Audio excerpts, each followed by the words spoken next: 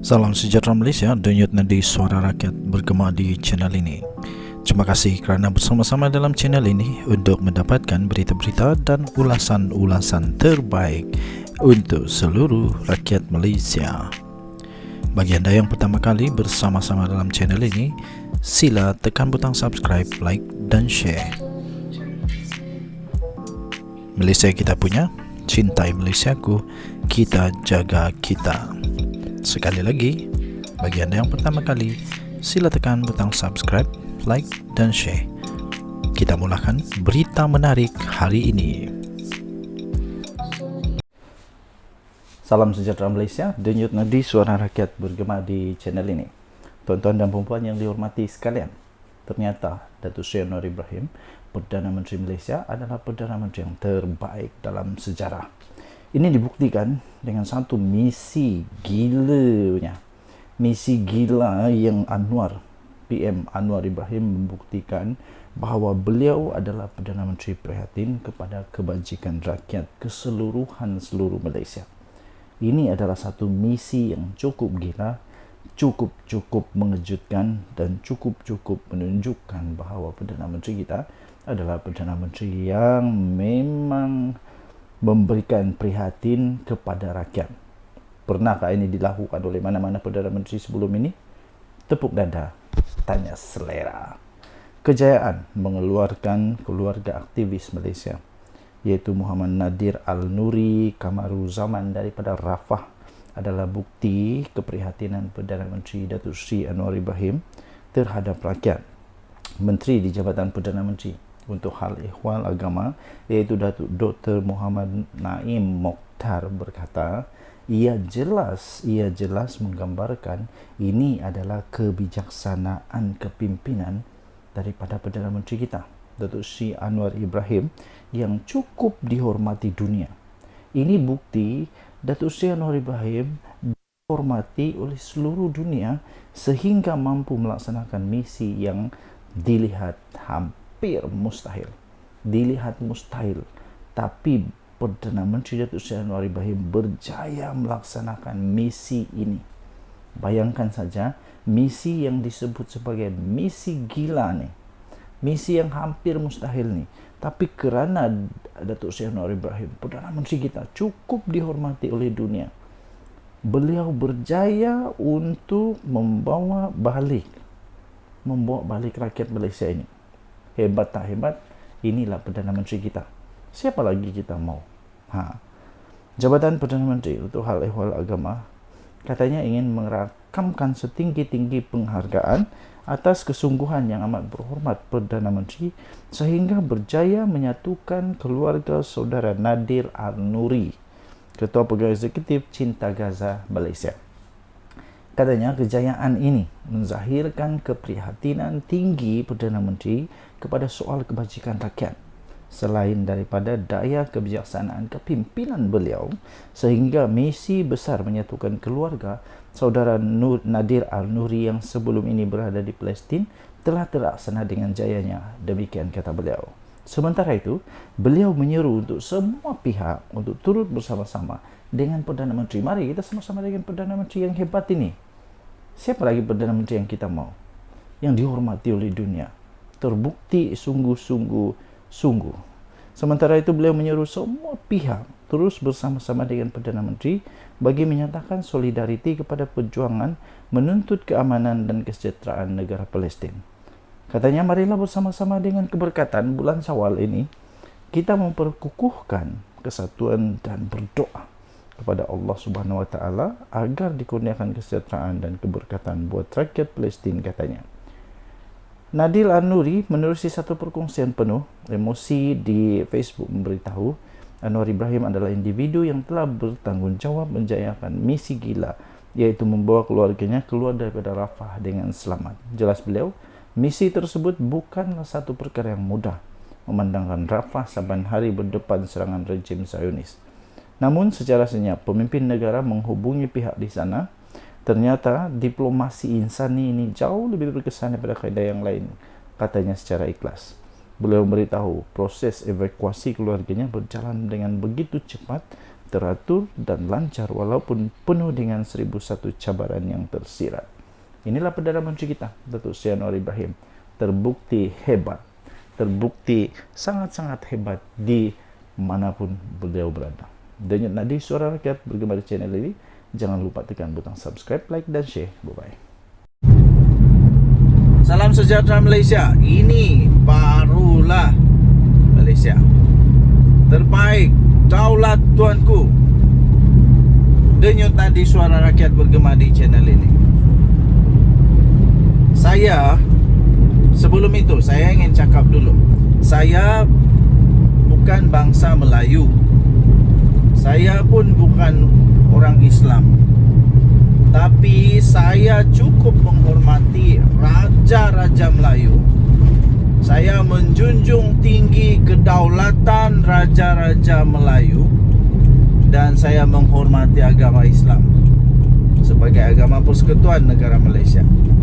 Terutama sekali tentang raja-raja Melayu. Saya dari kecil lagi memang sudah membaca rukun negara, kesetiaan kepada raja dan negara. Dan saya percaya kontrak sosial. Saya sungguh menghormati kontrak sosial yang ada di Malaysia. Dan saya percaya kebawah duli yang maha mulia, sultan-sultan, raja-raja Melayu, terutamanya yang di Pertuan Agong. Yang di Pertuan Agong telah diberikan mandat dan baginda-baginda, raja-raja, sultan-sultan, terutama di Pertuan Agong, dapat menjalankan tugas yang terbaik, amanah yang terbaik. Ini ada pula seorang walaun. Aduh, walaun. Kamu ingat kamu siapa?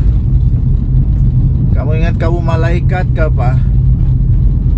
Akhirnya sekali lagi Akmal, Ketua Pemuda UMNO, mahu supaya membuat laporan polis kerana ada seorang walaun ni yang cuba memfitnah lagi raja-raja Melayu. Boleh dia kata, saya baca laporan itu. Bolehkah dia kata begini? Dia tak menadah tangan. Tanda tangan begitu ketika berdoa untuk sultan dan raja-raja. Untuk doa bagi sultan dan raja-raja ketika solat. Kerana dia kata seolah-olah di dalam hantaran entry tersebut dia tunjuk seolah-olah yang di Pertuan Agong dan raja-raja Melayu tidak meletakkan agama Islam sebagai yang nombor satu. Ini satu fitnah. Kemudian dia kata dia hanya menandatangan dan berdoa bagi pemimpin-pemimpin yang mendahulukan agama Islam.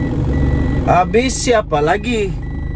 Siapa lagi kalau bukan sultan, kalau bukan agung yang perlu didoakan? Kebawah duli yang maha mulia, sultan-sultan, raja-raja, terutamanya agung inilah yang menjadi ketua kepada agama Islam, yang menjaga agama Islam. Yang menjaga dan ketua kepada agama Islam. Kalau bukan kebawah duli yang maha mulia, sultan-sultan dan raja-raja Melayu ni, siapa lagi yang kamu nak percaya? Takkan nak percaya kepada Hadi Awang untuk jaga Islam. Bukan saya kata Hadi Awang tak jaga Islam, dia jaga. Cuma di dalam perlembagaan negara Malaysia yang menjaga agama Islam, yang menjadi ketua kepada agama Islam yang di Pertuan Agong dan sultan-sultan raja-raja Melayu. Aduh, kalau itu pun kamu tidak boleh terima, benda apa lagi yang kamu boleh terima dalam perlembagaan negara Malaysia? Benda apa lagi yang kamu boleh terima? Itu asas kepada perlembagaan negara Malaysia, kedaulatan raja-raja. Dan kamu tahu tak apa diorang punya tanggungjawab? Tanggung jawab raja-raja dan sultan-sultan nih, salah satunya menjadi ketua kepada agama Islam, yang menjaga agama Islam. Okey, tuan-tuan dan puan-puan yang dihormati sekalian, yang ini saya setuju kalau dibuat laporan polis, kerana ini memang satu fitnah jahat. Nama pun memang raja-raja dan sultan-sultan yang di-Pertuan Agong ketua agama Islam. Pastinya agama Islam nombor 1. Apa yang kamu merapu nih? Okey. Jadi tuan-tuan dan puan-puan yang dihormati sekalian, harap-harap walaun punya otak makin selepas ini semakin semakin stabil dan tidak meroyan. Semakin sihat otak-otak walaun dan tidak lagi meroyan. Kita jumpa lagi. Selamat pagi Malaysia. Daulat tuanku. Salam sejahtera Malaysia. Denyut nadi suara rakyat bergema di channel ini. Isu hangat pagi ini saya ingin kongsikan kepada anda semua.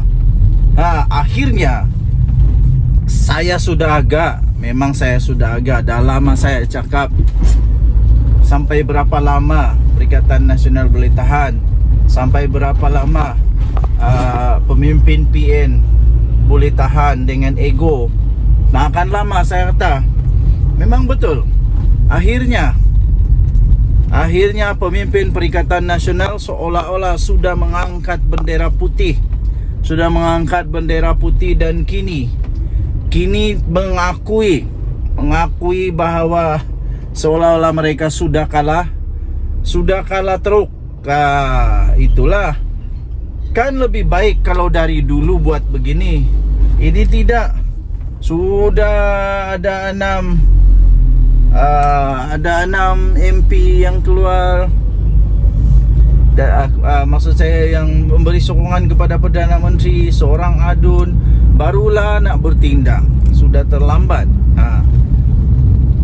Akhirnya Perikatan Nasional mengangkat bendera putih, mengaku kalah dan berjumpa dengan kerajaan Madani untuk bincang tentang peruntukan. Beginilah apa yang dijaga sangat ego tu. Yang kamu tu, yang MP Perikatan Nasional tu gaji puluh ribu. Gaji ribu-ribu. Mungkin bukan puluh ribu pun. Mungkin taklah, saya pun dah pasti berapa gaji MP, tapi mungkin ribu-ribu lah. Sampai tak 10,000, tak pastilah.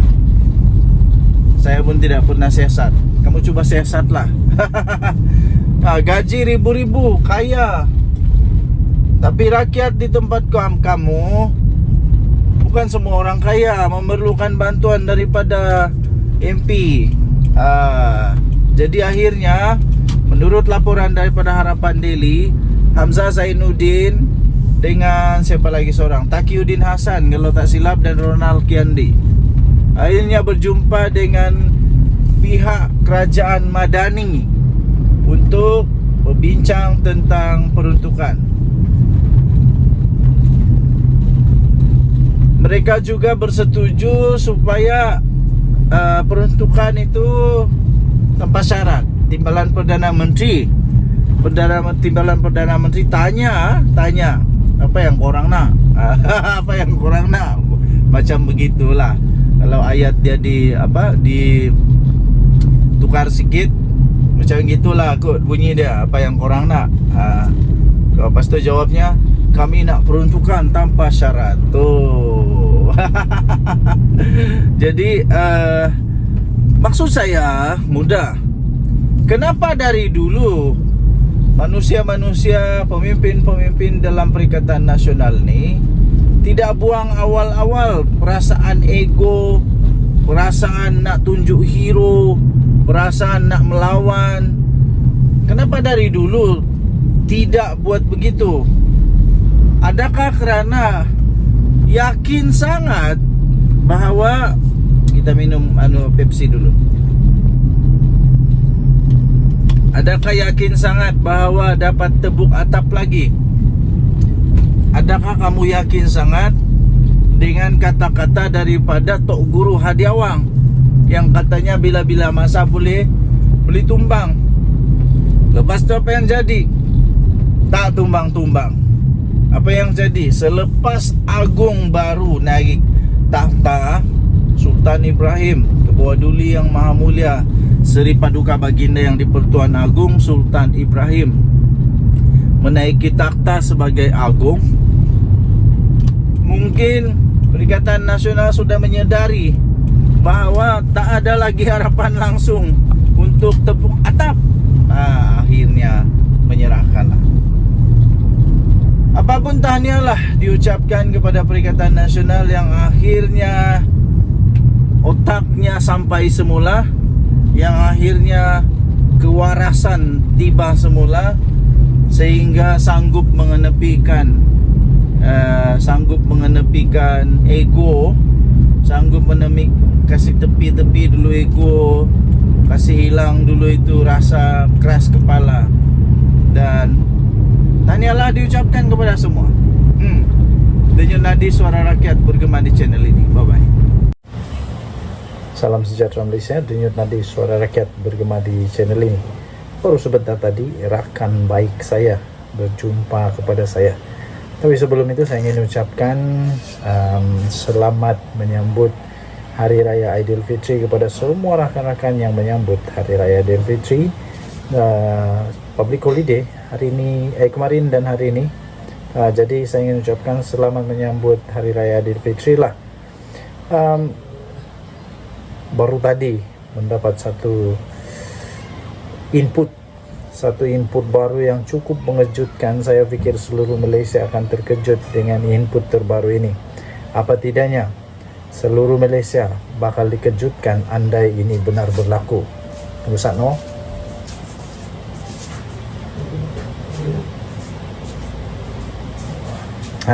Input terbaru baru kita terima.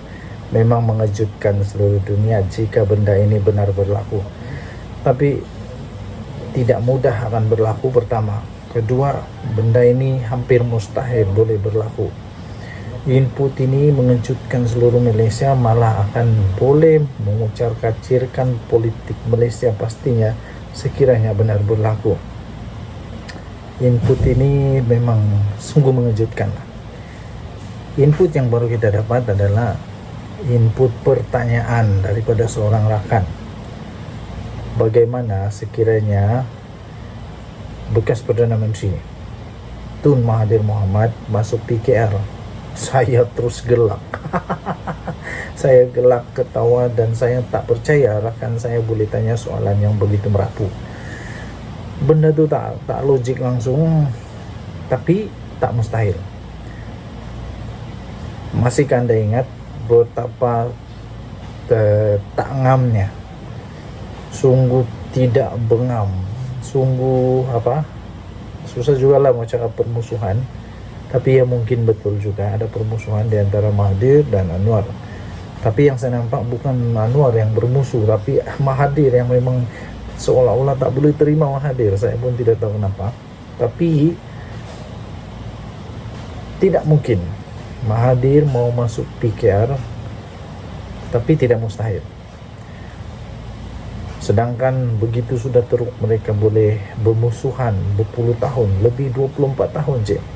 Lebih 20 tahun mereka bermusuhan, bergaduh. Tiba-tiba boleh berkawan dan persyarikatan itu, persahabatan itu telah pun menyebabkan UMNO, Barisan Nasional yang gah berpuluh tahun memerintah negara Malaysia akhirnya tumbang. Jadi tidak mustahil untuk Mahathir masuk PKR, tapi hampir mustahil. Okey, ada beberapa andaian yang tak masuk akal itu yang pasti akan ditolak. Pertama, Akarum di PKR sendiri akan menolak Mahathir. Kedua, Mahathir bikin apa lagi? Sebenarnya Mahathir sudah tidak ada guna lagi, sudah tidak relevan lagi dalam politik Malaysia sekarang. Politik moden negara Malaysia sekarang, Mahathir sudah tidak lagi relevan. Malah Mahathir sekarang sebenarnya sangat-sangat berpotensi untuk diheret ke mahkamah Pertama kerana RCI untuk Pulau Batu Putih yang sekarang ini sudah masuk ke peringkat siasatan diraja. Kalau dia tidak mau datang untuk disiasat memberi kerjasama, dia bakal akan ditangkap, boleh ditangkap. Itu kata Azalina Osman Said. Walaupun Azalina Osman Said tidak menyebut nama mana-mana bekas Perdana Menteri, tapi siapa lagi siapa lagi kalau bukan Mahathir. Sebab waktu dia jadi Perdana Menteri, ketika itulah Pulau Batu Putih punya rayuan itu ditarik balik. Pertama itu ahli PKR tak akan terima Mahathir. Kedua, bikin apa orang yang sudah tua, yang sudah expired date ini, sudah limpas pun expired date dia, bikin apa lagi mau dia. Lebih baik cari orang yang lebih muda. Ketiga, Mahathir sudah terlalu tua, dia tidak boleh buat apa-apa lagi dah. Dan orang Melayu sendiri pun sudah membuktikan bahwa Mahathir ditolak. Jadi untuk apa lagi Mahathir masuk dalam PKR? Hanya mungkin dia cuba-cuba untuk mau menyelamatkan diri saja, menyelamatkan nafas terakhir dia dalam riwayat politiknya. Mungkin itu saja. Tapi untuk dia mau membawa perubahan kepada politik negara, kepada orang Melayu, itu semua sudah tidak relevan lagi. Dia sudah terlalu tua. Fikiran dia tidak lagi boleh kemana. Dibuktikan dengan dia kalah teruk. Buat pertama kalinya bekas Perdana Menteri kalah teruk, langsung tidak dapat dia punya deposit pun. Amat memalukan. Malah bukan sahaja dia kalah teruk, parti dia semua calon-calon daripada Pejuang, sama ada calon itu hebat ke tak hebat ke atau sebagainya, tapi semua kalah teruk, termasuk Mukris. Kenapa? Ada kemungkinan juga kerana ada kelibat yang namanya Tun Mahathir di dalam parti itu, yang ditolak bulat-bulat, ditolak mentah-mentah oleh orang Melayu. Jadi kerana itu, untuk nak kata dia ada power lagi, dia ada relevansi dia lagi, dia ada ada aura lagi untuk memikat orang Melayu, sudah tidak ada lagi lah. Jadi saya simpulkan saja, pendek saja, Mahathir boleh memohon untuk masuk PKR kalau dia betul-betul mau. Dia bolehlah tulis surat kah, tulis isi borang kah, isilah 100 kah, 200 borang kah, 1000 borang kah, isilah berapa banyak borang pun. Tapi Mahathir tetap tidak akan diterima oleh ahli PKR. Saya fikir begitulah. Kalau dia diterima pun untuk jadi ahli PKR, masuk PKR, tapi dia hanya jadi ahli biasa aja lah. Tak lama lagi mungkin, ya baguslah kalau Mahathir boleh hidup 10 tahun lagi. Tapi ya dia boleh, tapi pasti akan ditolak oleh PKR. Jadi bagi saya, tak payahlah nak fikir Mahathir masuk PKR. Tidak ada pun faedah untuk dia masuk PKR, dan dua-dua pihak lah tidak ada faedah. Mahathir masuk PKR pun tidak ada faedah, PKR dapat Mahathir pun tidak ada faedah. Jadi dua-dua tidak ada faedah. Kesimpulannya, Mahathir tak payahlah masuk mana-mana ahli parti lagi lah. Lebih baik Mahathir tumpukanlah kepada amal ibadah dia terakhir ni, dan nak sampai kena panggil oleh Tuhan ini, baguslah buatlah amal ibadah, supaya ada bekalan untuk di hari yang akan datang. Denyut Nadi Suara Rakyat bergema di channel ini. Jangan lupa tekan butang subscribe, like dan share. Bye bye.